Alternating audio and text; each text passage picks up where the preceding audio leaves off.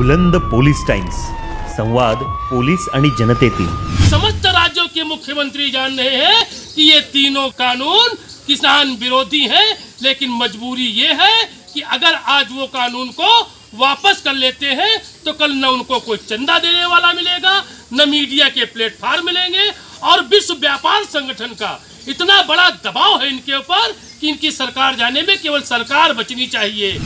इसकी राजधानी में ज्ञापन दिया गया माननीय राष्ट्रपति को, और ज्ञापन में 19 किसानों की संगठन एकत्रित होकर ज्ञापन दिया। ज्ञापन में आइए, हमारे बीच राकेश चौहान जी हैं, इनसे प्रतिक्रिया लिया जाए कि आप लोगों ने जो राष्ट्रपति जी को ज्ञापन दिया, उस ज्ञापन में आप लोगों ने क्या क्या जो है मांग रखी है किसानों की, क्योंकि जहाँ तक है खेत बचाओ और किसान बचाओ आंदोलन से प्रेरित था ये पूरा जो है ज्ञापन। आइए इन्हीं से पूछा जाए कि आप लोगों ने ज्ञापन में क्या दिया है। राकेश जी, पहले तो आपका बुलंद पोलीस टाइम्स में स्वागत है। आप लोगों ने क्या दिया है ज्ञापन में? जैसे कि पिछले वर्ष जब मंदिर बंद थे, मस्जिद बंद था, गुरुद्वारा बंद था, लोकसभा बंद था, विधानसभा बंद थी, गांव गली बंद थी, दुकानें बंद थी, उस समय केंद्र की सरकार के द्वारा किसानों के विनाश के लिए उद्योगपतियों के दबाव में 3 कानून लाए गए। तभी से उन बिलों का किसान विरोध कर रहा है, और अभी तक दिल्ली की सड़कों पर 7 महीने से किसान लेटा हुआ है। 570 किसानों की वहां पर शहादत हो चुकी है, 9 किसान वहां पर आत्महत्या कर चुके हैं, और जहां पर किसान लेटा हुआ है वहां से मुश्किल से 700 मीटर की दूरी पर हिंदुस्तान के प्रधानमंत्री जी का निवास स्थान है। लोकतंत्र में पहली बार देखा जा रहा है कि जनता की आवाज लोकतंत्र का मुखिया नहीं सुन रहा है। देश का अन्नदाता किसान, देश का मतदाता किसान, देश का टैक्स दाता किसान आज जो दिल्ली की सड़कों पर लेटा हुआ है, उसकी केवल एक मांग है कि जो तीनों कृषि विधेयक सरकार के द्वारा लाए गए हैं ये किसान विरोधी हैं। इन बिलों को वापस करके और देश में एमएसपी गारंटी कानून बना दिया जाए। एमएसपी गारंटी कानून इसलिए किसान चाहता है कि सरकार न्यूनतम समर्थन मूल्य तो फसल का घोषित करती है, लेकिन मुश्किल से 15% किसानों का ही उत्पाद समर्थन मूल्य पर खरीदा जाता है। 85% किसानों को व्यापारियों के हाथ अपना उत्पाद बेचना पड़ता है, जो समर्थन मूल्य से लगभग 500 से 600 रुपये कम पर बिकता है। तो किसान की मांग है कि अगर किसी उद्योगपति, चाहे वो बीड़ी बनाने वाला हो, चाहे वो माचिस बनाने वाला हो, चाहे वो साबुन बनाने वाला हो, चाहे वो जहाज बनाने वाला हो, चाहे वो मोटर, अरे कोई भी उद्योगपति है, वो अपना जब उत्पाद तैयार करता है तो उसमें लागत, टैक्स, मजदूरी, कच्चा माल और मुनाफा जोड़ के उसका एक रेट निर्धारित कर देता है। उस रेट से नीचे देश में कहीं पर भी उसका उत्पाद नहीं बिकता है। उसी तरह से अगर न्यूनतम समर्थन मूल्य गारंटी कानून देश में बन जाए तो किसानों का जो भी समर्थन मूल्य हो उससे नीचे कोई भी अगर देश में उत्पाद खरीदता है तो कानूनन अपराध माना जाए।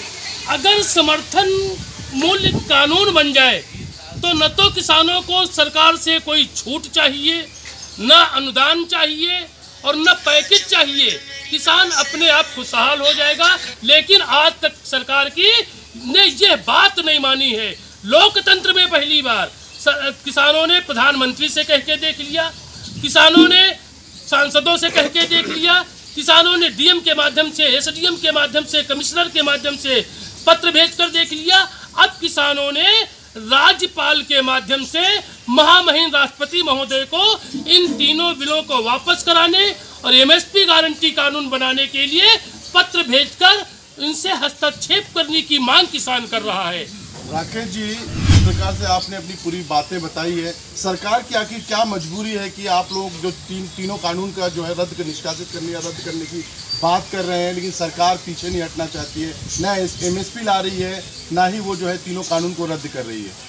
आपने देखा पिछले वर्ष कोरोना काल में जब समस्त उद्योग धंधे बंद थे, समस्त उद्योग धंधे जब घाटे में चले गए, उस समय अगर कोई भी नफे में रहा और देश की जीडीपी को भी किसी ने भी अगर सही रखने का काम किया तो वो था हिंदुस्तान का कृषि।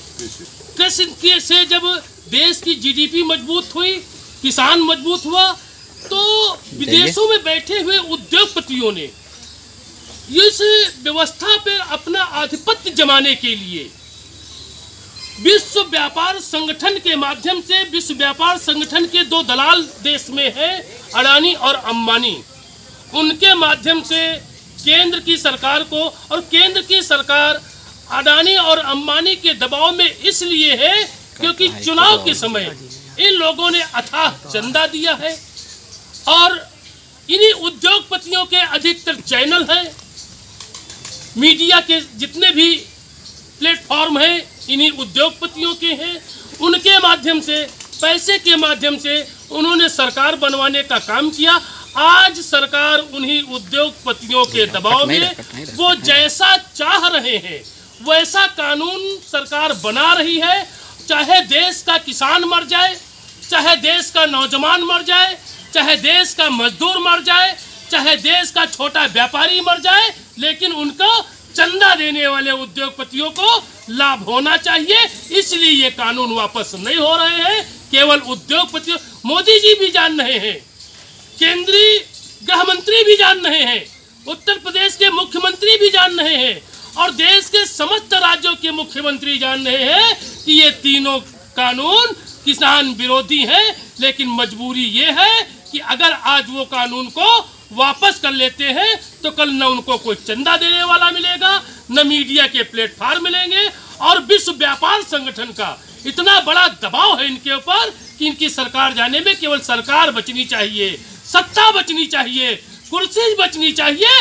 देश का एक एक आम आदमी भले आत्महत्या कर ले, उससे इनका कोई मतलब नहीं है। पैसा कमाने के लिए उत्तर प्रदेश की सरकार ने सबसे घृणित काम पहले किया, शराब की दुकानें खोल दी लेकिन चाय का होटल नहीं खुला।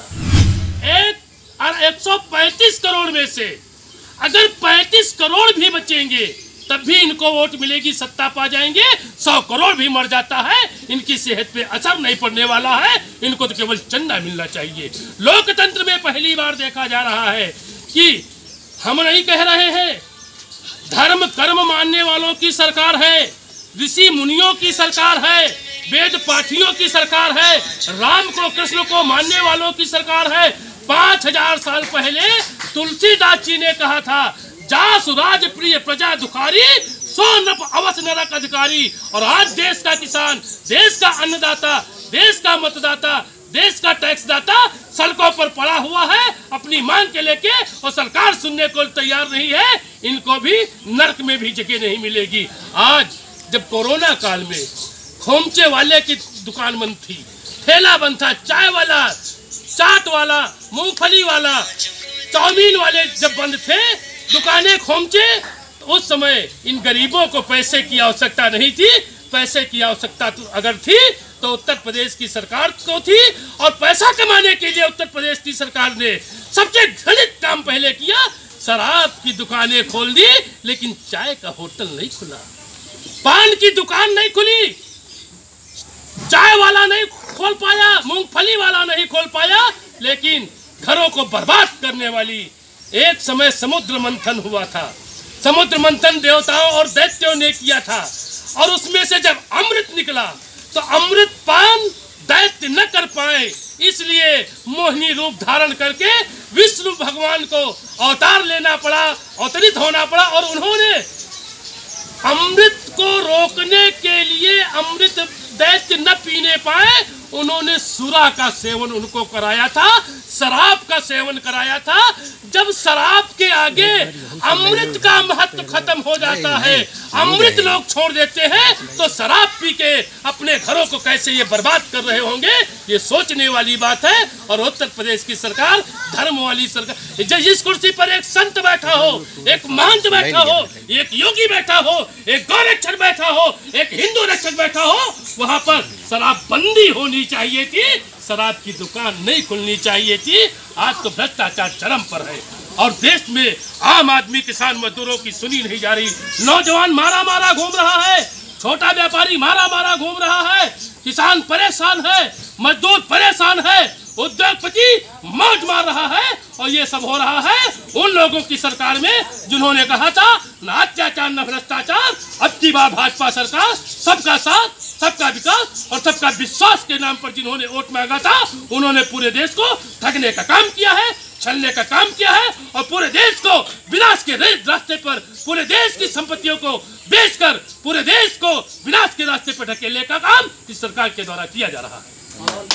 ये हमारे बीच थे राकेश चौहान जी, जो बड़ी बेबाकी से और सरकार के ऊपर जो है तोहमत लगा रहे थे, चाहे वो राज्य सरकार हो चाहे केंद्र सरकार हो, कि सरकार जो है लगातार किसानों के आंदोलन को दुर्लक्ष्य करते हुए भारत में, क्योंकि भारत कृषि प्रधान राष्ट्र है, ऐसे राष्ट्र में किसानों का बहुत ही ज़्यादा महत्व है और किसानों को अनदेखा किया जा रहा है। मैं सैयद गुलाम हुसैन सरफराज जाहिद के साथ लखनऊ। बुलंद पोलीस टाइम्स, संवाद पोलीस आणि जनतेतील।